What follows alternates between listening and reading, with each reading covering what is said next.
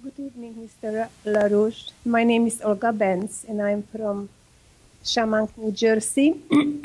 I was brought up in a communist country, so I see right away what the occupant of the White House is doing. He's not governing, he's ruling, and he's a communistic dictator. That's what he is. And I was just wondering, he did so much crime and damage in this country. I came here in 1971 after the Russian invasion, which was in 1968. And when he was campaigning, I know right away when he said, I'm not going to govern, I'm going to rule, and hope and change, yes, we can. That's how the Cuban, what's his name? Castro did when he was campaigning.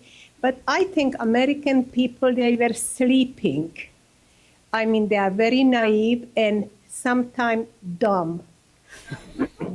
I'm sorry, because you don't know what communism is. It's misery, tyranny, and slavery. When I came here, I kissed the ground because I was so happy. I am in a free country.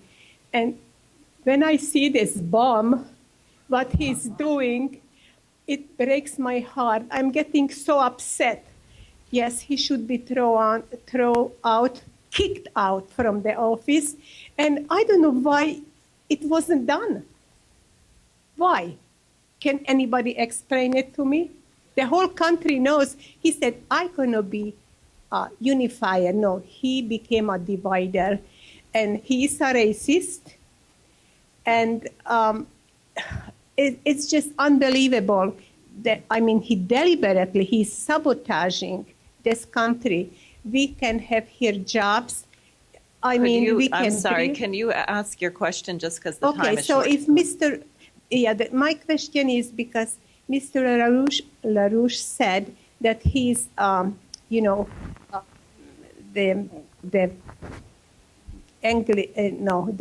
Empire of England, that he is their outcome. No, he is a communistic dictator. He doesn't have anything to do with the British Empire. That's my question. No, the British Empire is the problem. That is the problem. It's the only empire on this planet. And if, for example, let's take the case of Africa. The entirety of Africa is a British colony. And it's a mass murderous British colony, you know? And similar kinds of things. Look, for example, Saudi Arabia is a tool of the British Empire. The 9/11 was organized by the British with the collaboration of the Saudis in terms of that operation. That's the fact. So that you have evil on this planet, as well as some things that are not evil. And the British Empire and what it's done to Africa is an example of evil. You have also, in the nature of the old systems of government, you have many cultures which have elements of oppression characteristic of the government. This characteristic of government comes from the old monarchical system, the oligarchical system, in which in all oligarchical systems there's a tendency of complete repression. Sometimes it's silent repression, sometimes it's violent and loud repression. But people get to know that if you do certain things in a certain way, you get punished, one way or the other. Things happen to you that you wouldn't happen otherwise. So you have, in most of the systems in Asia, we've gone through that. We've had cases like that in the South and in the United States. The slavery system, which was introduced here, is very similar. So we have repression as such in many manifestations throughout the world.